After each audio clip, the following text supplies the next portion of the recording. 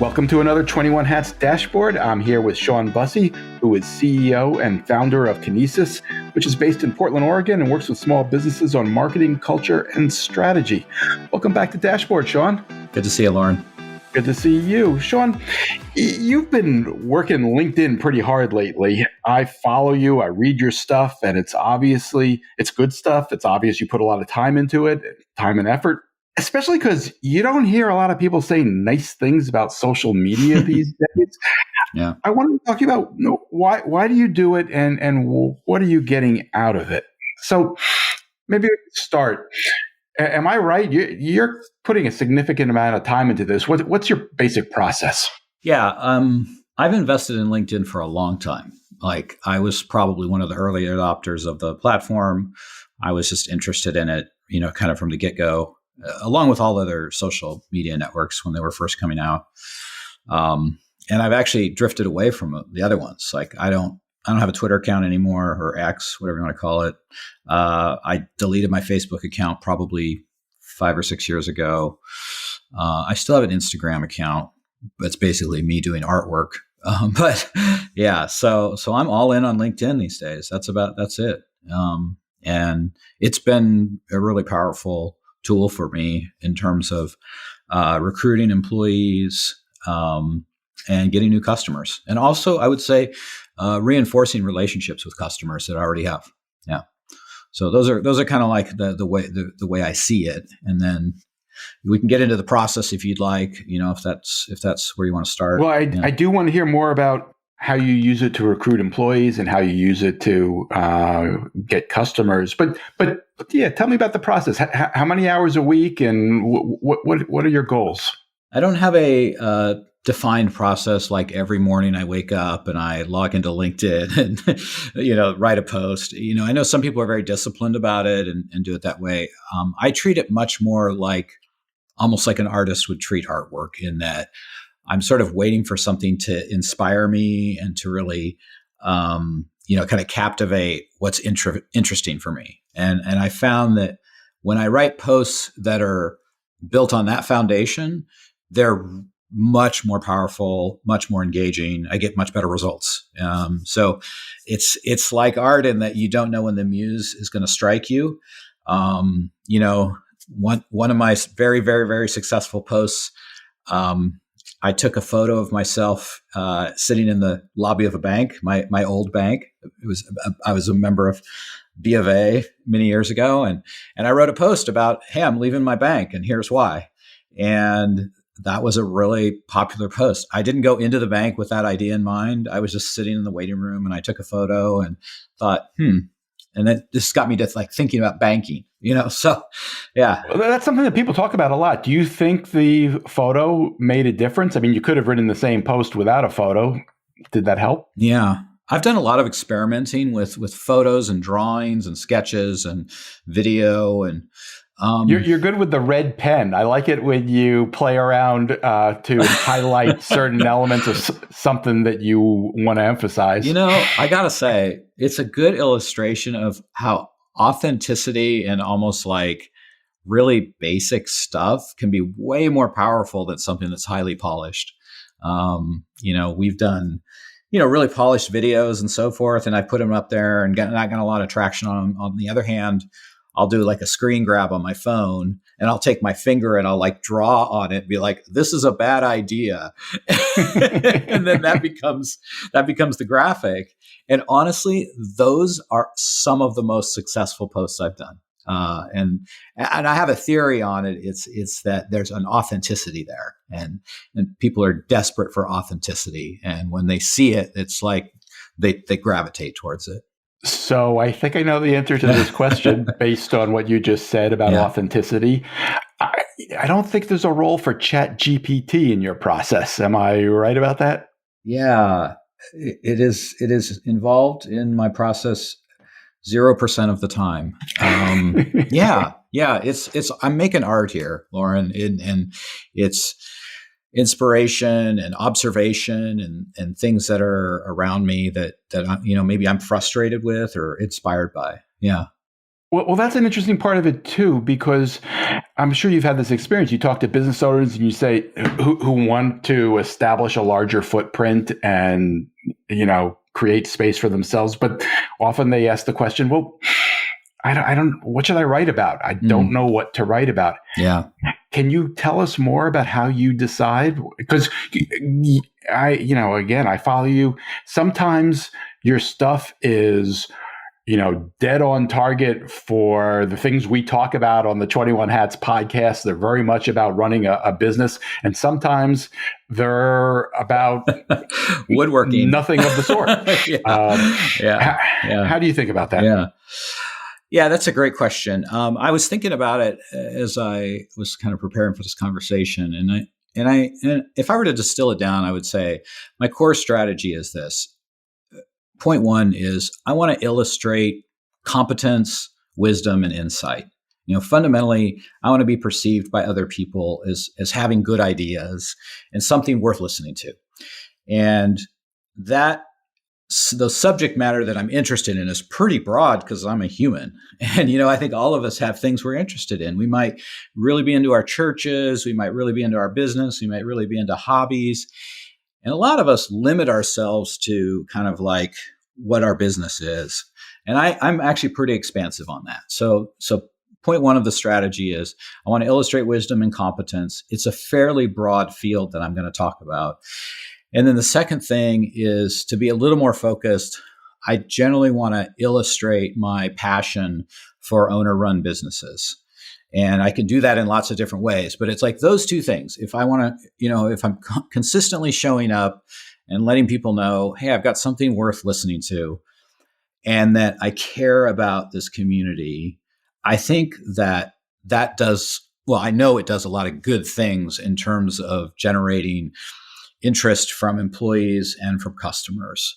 And then from that kind of large strategic, that platform that I use, I have a certain number of topics that I tend to kind of go back to, time and time and time again. And so if I were to loosely bucket those topics, they would be marketing and its malfunctioning. I'm often talking about this is not working. This is not, the future is not here. Whatever it is I'm talking about. I might be talking about SEO or digital marketing or something like that. And the reason I talk so much about marketing and kind of how it's broken is that marketers are actually really good at promoting themselves, and owners are not very good at discerning what's good or bad, and it's hard. And so I try to be kind of a source of truth and say, look, like you, I need marketing to grow my business. But unlike you, I actually know this industry really well, and I'm going to call it out when I see things that are like not good for you. And I'll try to explain it and do it in a way that's easily understandable. Sometimes I get caught in my kind of background of being a college professor and getting way too pedantic, but generally I want to just help people understand why, for example, digital marketing, especially SEO and PPC, were such an amazing thing for so long, and why it's getting harder and harder and more expensive. And I want people to understand that because of my passion for owner-operated businesses.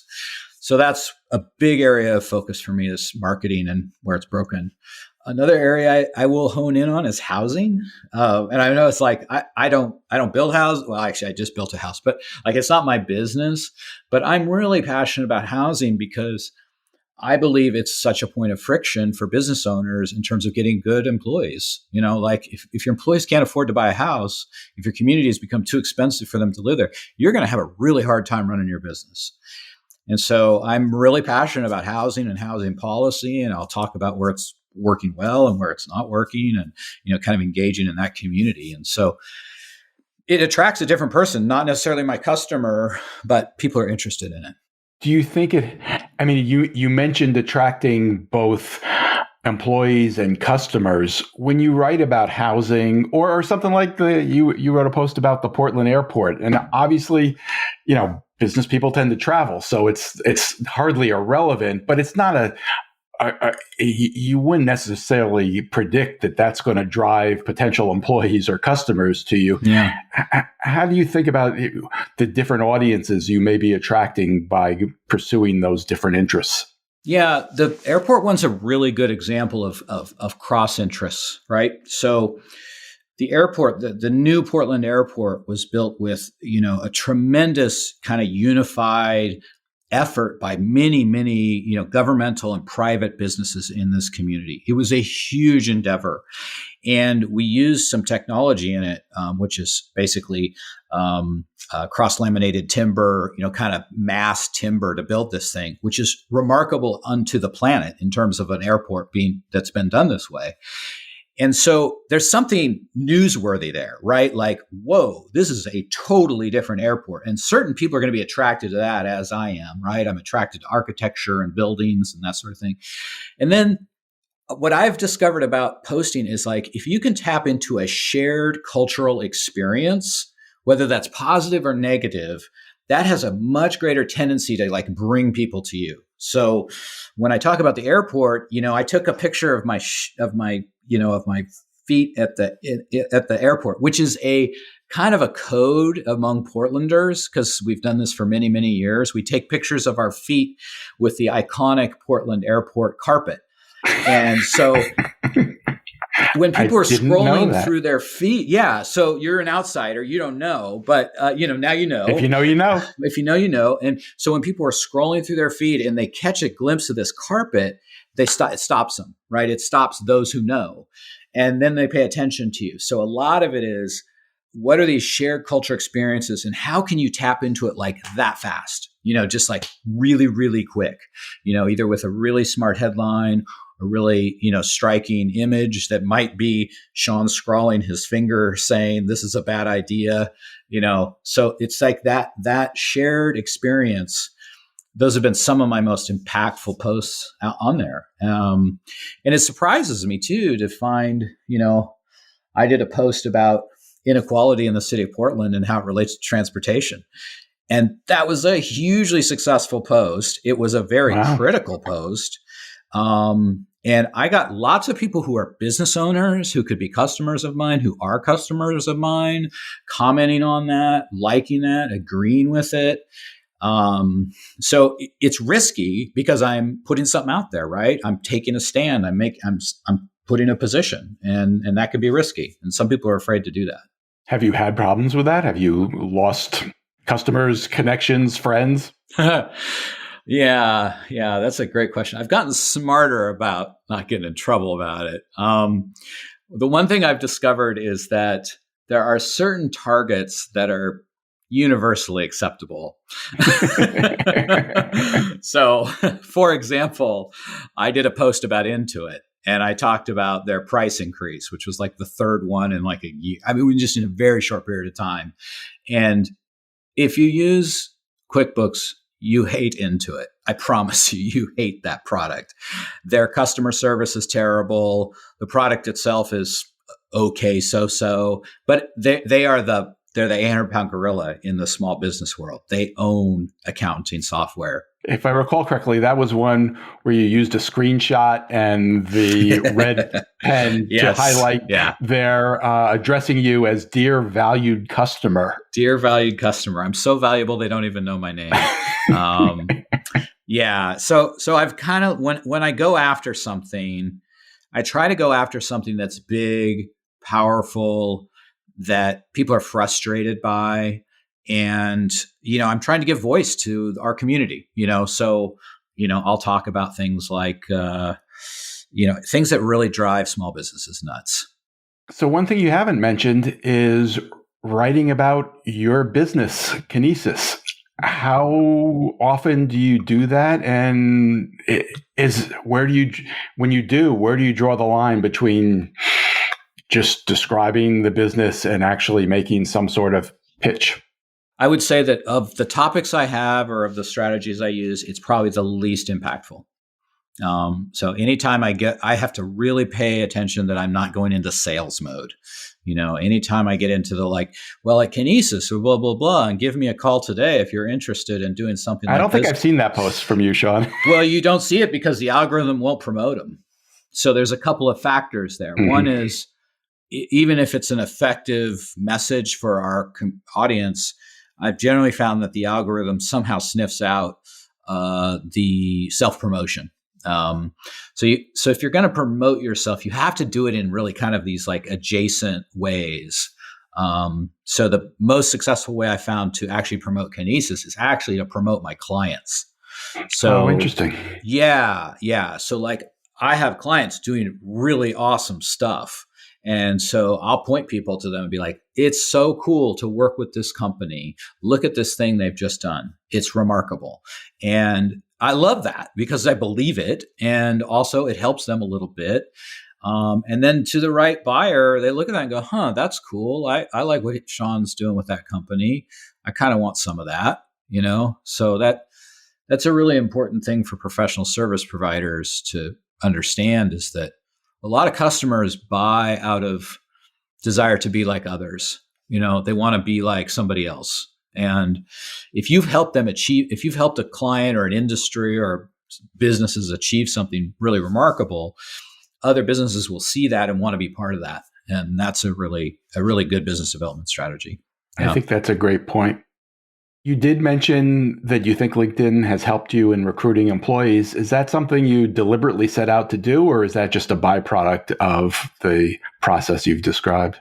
Well, not to sound self-promotional, but that's a thing we do at Kinesis, right? So we help clients with what you would call employer branding. And so I believe LinkedIn is a really, really important place if you're going to focus on recruiting top talent and positioning your brand, your individual brand as an owner, a leader, and the brand of the company in that space there's nothing like it. There's no other place you can really position who you are in a relatively authentic way than on LinkedIn. The exposure is great. So, but how do you do that? I mean, I don't think. I mean, I understand your answer about why you wrote about the Portland airport, and that makes complete sense to me. I think it fits into what you're trying to do, but it doesn't clearly suggest attracting potential employees. Right. So this gets into a little bit of the operational side of social, especially on LinkedIn. So I have my own account, right? And I'm running it and I'm doing my artsy thing, meaning I'm inspired by this, I'm motivated by that, and I'm writing this and I'm provocative in this way. We also have our company account, which is doing stuff, not a lot, because honestly, company accounts, they don't function very well. But it is a place to put things like, hey, Michelle, happy anniversary. You've been here 19 years. We really appreciate what you've done here. Look at some of these cool projects she's done. And so you can share that through your company account. And then I can repost that through my own individual account. So I think celebrating employees, talking about the work you've done, celebrating clients, that's all a really good activity for your team to do. It's good for your company page to do that too, because it's an archive. And so for somebody who's looking at your brand, they're going to go to that archive, right? And their expectations are probably going to be kind of low because most company pages are pretty crappy. But if you've got something that shows people motivated, is unique, helps them see, this is a big part of employer branding, is showing what the work is like. Most companies do a very poor job of actually showing what the work is like and spend much of their time marketing how great they are. And that's okay. But what employees care about is they care about what is the work like? What am I going to be doing? And who are the people I'm going to be working with? So the more you can show that, the more you're going to be kind of revealing what's behind the doors. And the worst thing for recruiting top talent is to have it obfuscated, is to have a black box. And a lot of companies don't realize how much obfuscation they're creating in their hiring process, which, somebody who's really good, they have a job, they aren't desperate, and you need to get them to leave. And to get somebody to leave, you got to provide a really compelling landing pad. And one way to do that is through social. And I think, we do a really great job of it. I think our clients do a great job of it. Showing what you do is part of that. How do you convey what it's like to do the work? What do you write about if you want to display that? Really depends on the business. So I'll use a couple different examples. So, like our client, who's a robotics company, is like a lot of B2B companies working with the Fortune 500. They can't talk about their projects. It's all under NDA. It's all super secret. So, what do you do, right? How do you talk about what you do, right? So, one of the things we've helped them to develop and build out is a platform for kind of presenting work that's their own projects, that are their own things they want to do, so they're doing like experiments and like showing that in action, so that somebody who's thinking about working there is like, oh, they're doing that kind of work, that's really cool, I want to be part of that. And that, like, it's almost like speculative work, speculative experimentation. Now, a lot of companies won't do that because it's not billable work. And so what happens is you have no idea what the work is like. And because these companies aren't investing and showing you, they have to hire recruiters and pay tons of commissions on the recruiting fees. But that company has a huge advantage in that they do something that's incredibly visual. They can create videos of robots doing really cool stuff. Most of us don't have that opportunity, including Kinesis. What do you do at Kinesis to show what the work is like when you have people who are, going out meeting clients or writing? We're easy. We're so easy. Just go to our like clients page. And like you see our work all over that, right? You like see websites we've built, brands we've built, the manifestation of strategies. You have testimonials from clients talking about what we did for them and the impact it had with them. So that's for me, that's easy. That's like, and clients want to see that too. But what the day to day is like, if I really wanted to push on that a lot, I would probably interview employees. I would have video interviews and say, hey, what's it like working here? And we've done that in the past, or we've had, employee testimonials saying, this is what it's like to work at Kinesis. This is, what kind of person is going to thrive here. I haven't looked at our application forms in a while, but I think there's even a whole section that's like, employees are saying these things about what it's like to work here. And it's not all sunshine and puppies, right? It's like, if you want to work at Kinesis, you've got to be motivated, kind of self-directed. You've got to have a strong sense of agency. This is not for somebody who needs a lot of direction. You're not going to win here if you need a lot of direction. So you got to be really candid with people. But if you do those things, you'll attract the right person. Yeah. Interesting. How much of your time do you put into the company page? The company page on LinkedIn? Yeah. I have the team do that. They manage all that. And we built a Slack channel. And so, on the Slack channel, the team will share the post that is on the company page that they're about to put up. And then I will either just copy and steal it and post it as my own, or I will go and reshare the company page. But the key thing is the team is alerting me that this is going on. And the individual pages of employees and people working at the company are way more powerful. So that's why we want to like share them through individuals. And that's another thing too, is you, especially if you're in B2B, you got to activate your team to participate in this. If your team isn't participating in this, if it's just one owner doing it all, forget it. It's just, you're missing out in a big way. Why do you say that? I mean, it sounds like you have created a meaningful space for yourself there. I understand that you also have the company page, but even if you took that away, you'd still have something meaningful in what you've done. Why do you say it's so important to get the team involved? A couple of reasons. One is if the team is involved, for candidates especially, they're going to see that. They're going to see like, hey, the team is participating, right? They're engaged in things. That's a signal, right? That's an unspoken signal of employee engagement, which is really what I think we're all looking for in our jobs, is coworkers who are engaged. So there's that value too. And then the second piece is just simply network effect. That the exponential nature of reach is manifested when you have more people participating. And so, you take my company, which is relatively small, but if I get, half of the company, sharing and participating and connecting, let's say that's just 5 people for us, right? Let's say it's 5 people. And let's say they've only got 300 connections each, right? That's 1,500 connections, right? So now you're talking, right? And then those connections, they have connections of their own. So that's the power of network effect that you're leveraging on LinkedIn, and why you're crazy not to involve your team in that. Now, I know a lot of companies, they're really, they don't want people to know who works for them because they're worried they'll get poached by recruiters and all this sort of stuff. And it's like, dude, they forget that you just got to lose that attitude. If you're worried about your people being stolen, that's a different problem, but you're missing out on, I think, a lot of opportunities. All right. So bottom line, how often do you actually get business out of what you do on LinkedIn? And how do you think in terms of ROI on the time that you invest in it? Well, this would be one of my posts about lead attribution and the myth of lead attribution. So I don't want to get too pedantic, too scholarly here, but okay. The traditional way of thinking about business generation is that there's a single source of business. Oh, we got that lead from that ad we ran. We got that lead from that event we had. We got that lead from a word of mouth referral. And the truth is, and especially in B2B, leads happen through multiple touches, multiple points in time. And so that's why you actually need to be doing a lot of things, not just one thing.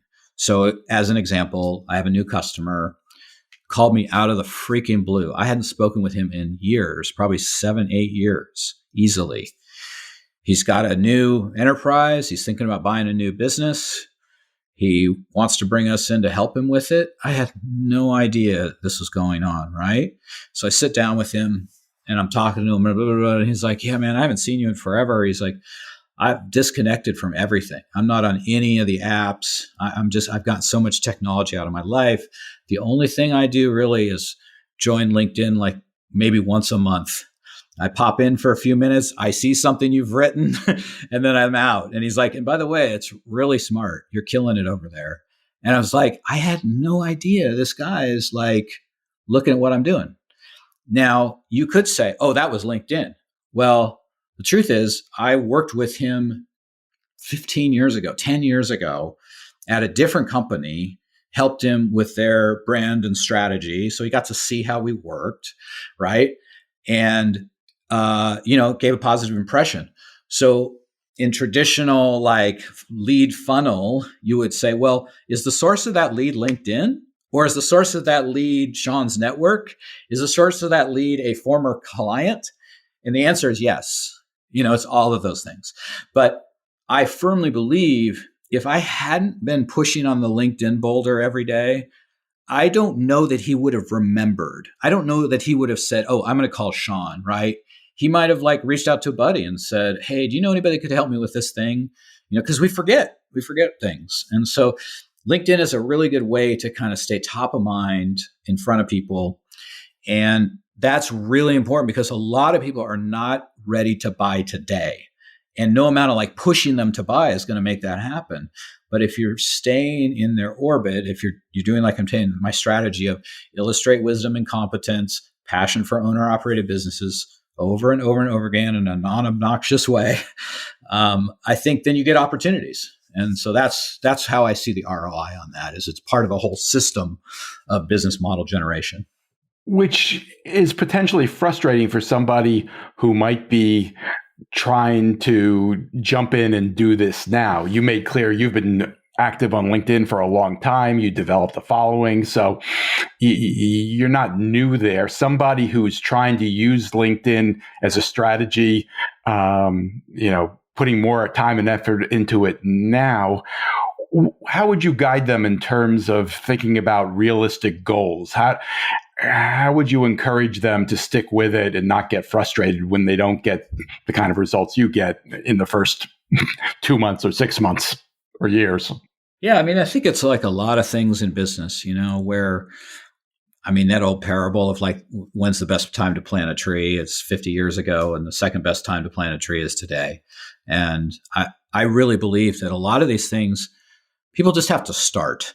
And no, they're not going to see probably anything for a year, at least, because not only is there participation, but it's actually honing in on like what is relevant to our customer. And that takes experimentation and effort. It also takes a really strong kind of brand strategy and good positioning and messaging, things we help with for sure. So we can help that be more successful. But just like doing it is the first step. And doing it can start easy, right? It can be like, I have an account. I'm maybe commenting on other people's things and congratulating them, or offering some support. A couple pieces of guidance around that I would say for folks. One, saying congratulations on somebody's work anniversary is a non-comment. So anything that the app tries to automate and make easy for you is probably not worth doing. To be totally honest. Now, if somebody has a work anniversary and you say, "Hey, Bob, it was so nice meeting you 5 years ago. I can't believe you've been there for the last 15. What a privilege it is for the company to have you working there." That's very different than congrats. And so I'm of the mindset of like, if you're going to do it with depth and sincerity, as opposed to just this kind of cursory liking, congrats, that kind of stuff. So I would say participate in like a meaningful way. I think less and better is way better than more and mediocre.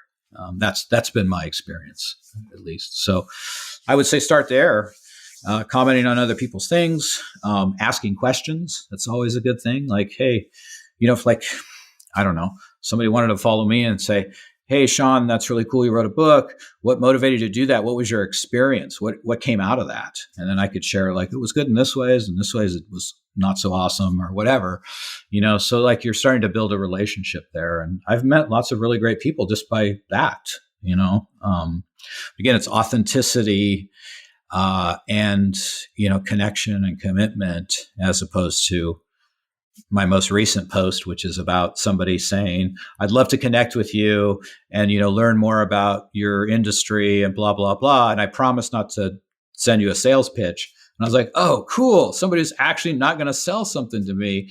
And then like the next, I accept his invitation and he sells something to me. So it's like, you got to That's not the way to do it, Sean. It's not the way to do it. Like if you really want to see a bad example, go check out my account and look at like one of my most recent posts that is like off the charts popular. People are just like, it's gotten the kind of velocity I've never seen before. And because it shows how not to use LinkedIn on LinkedIn. Yeah. And the thing we are all being kind of victimized by, which are people trying to make transactional sales without having a relationship, trying to make it happen in no time.